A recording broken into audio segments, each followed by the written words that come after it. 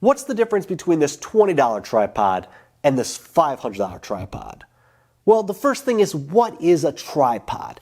A tripod is used to help stabilize your camera footage. So what is the difference between this $20 and this $500 tripod? But before we get into the differences, I think we need to realize that not all tripods are created equal.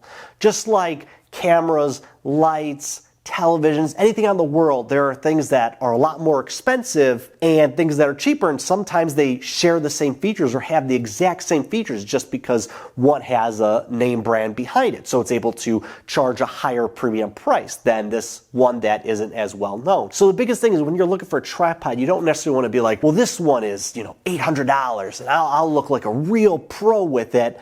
Or be like, oh, this one's like only $100, so I'll buy that because it's cheaper and I can save more or this or that. You want to look at the features that you need, just something to keep in mind. So what are some of the big differences between cheaper and more expensive tripods? Well, the first thing is build quality. So cheaper tripods tend to be made with lighter aluminum. They're very compact, they're smaller, they're lightweight. So it's great for traveling, that you could throw in a bag, easy to carry on for a plane. They're light, but also because of their build quality, they're also easier to knock over potentially. So if you're filming just in your office or your space, you don't have to really worry about the environments, where if it's outside and you're trying to take photos of nature or film outside, the wind could cause that instability in the tripod and potentially knock it over and fall over and then hurting your camera. So you want to be aware of where you're using the tripod. Where a more expensive tripod is usually built with a higher grade aluminum or carbon fiber. So with that, it can be heavier, so it has a tougher build quality. Now they're also going to be larger, and then that way then you have that more stability where you can be outside, the wind will be going, and you don't have that fear of a tripod being knocked over. Another big difference is going to be payload. How much can these tripods hold? Now when I was younger looking for tripods, I remember thinking, oh, this can hold only 10 pounds? Pfft, that's too small. I need 20 pounds, 30 pounds, that's even better. But the thing was, I was filming with the Canon T3i and a kit lens, barely even a pound or two. So does that really matter? Well, one difference on why you may want one that can hold a higher payload is also the accessories that you can put on the tripod. So before, I used to have this giant slider. I purchased it because I thought, oh, it's super long, and obviously longer's better, I've been told. And so I purchased it, and the problem was I had a cheaper tripod, and when I put it on, the slider worked perfectly, but when I put the slider on one side or the other, the tripod would tilt and it wouldn't be able to hold it correctly. So I would have to have two tripods holding it evenly, so that way I could slide back and forth. And I remember thinking like, oh wow, it's just so big, it needs two tripods. That made sense to me. And I remember another production company I interned with asked if they can borrow it or rent it from me. And I said, sure, just so you know though, you need two tripods. They're like, no, you don't. And I was like, dude, I've been doing video for like 6 months, okay? I know you've been doing it for 35 years, but I think I know what I'm talking about. And he mentioned to me, no, you just need a higher quality tripod that can hold more, and you can just put it right in the middle and you're going to be fine. That blew my mind. So that's something else that you need to think about. It's not just the payload of the camera, but what accessories do you want to use? Do you want to use sliders? Do you want to add on camera monitors? You're going to have sound equipment attached to it? Are you going to have a light attached to your camera? These are the kind of things you need to think about, is what else are you going to be adding onto it opposed to just the camera, the accessories that you're going to be using.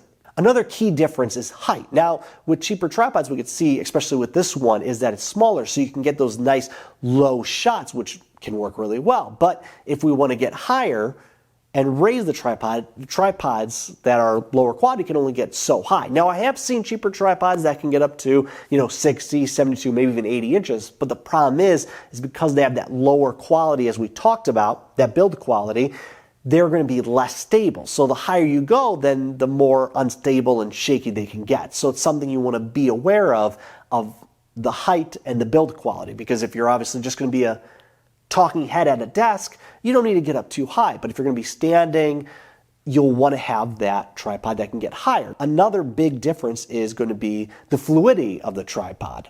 So back in the day when I used to make crappy YouTube videos, not these ones, I used to buy like all this different film equipment that I needed through Amazon because I just needed stuff. But at that point in time, whenever you bought a thing, they'd give you a free tripod. And so it would be like if you bought a green screen, here's a tripod. If you bought a filter, here's a tripod. If you bought an SD card, they're like, hey, is that SD card for a camera? If so, here's a tripod. But the problem with those tripods is they were not fluid heads. So when you would pan them, you'd hear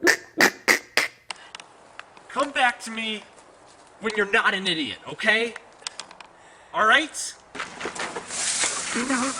which is something you want to avoid, because if you're going to be panning, tilting up and down, you want it to be as smooth as possible. Now, this $20 tripod, at least from what I've seen, seems like it can move relatively smooth, which is good. But something else that a more expensive tripod could have is it could have a thing called drag. Now, what is the drag? So the drag, it helps determine how fast or slow, how much tension there is in the pan and tilt.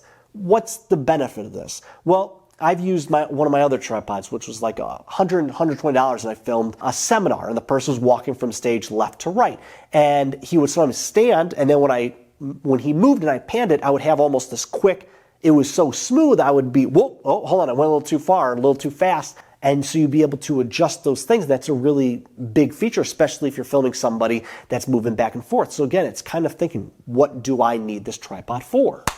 Hey, I'm wearing a different shirt. This is the future. My wife, I had her review the video and she said ended abruptly and was not good. So we're reshooting the ending. If you stuck through the end, this is the extended take. But essentially, those are some key differences between cheaper and more expensive tripods. The biggest thing you want to look for is, what do you need for a tripod? Are you filming just a talking head where you just need it to sit still? You're going to be at a desk, so you really don't need to worry about that height, or you're just filming your phone, you don't need to worry about that weight capacity, or you're going out into the wild filming nature or, you know, random people, or will you be more run and gun filming seminars? Are you going to be rigging up a lot of equipment onto your tripod? Those are just the things that you need to think about. Like I said, not every tripod is created equal.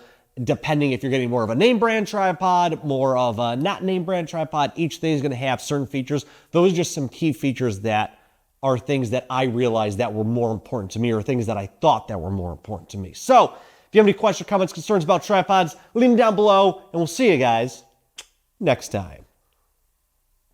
Hope that was better, Lauren.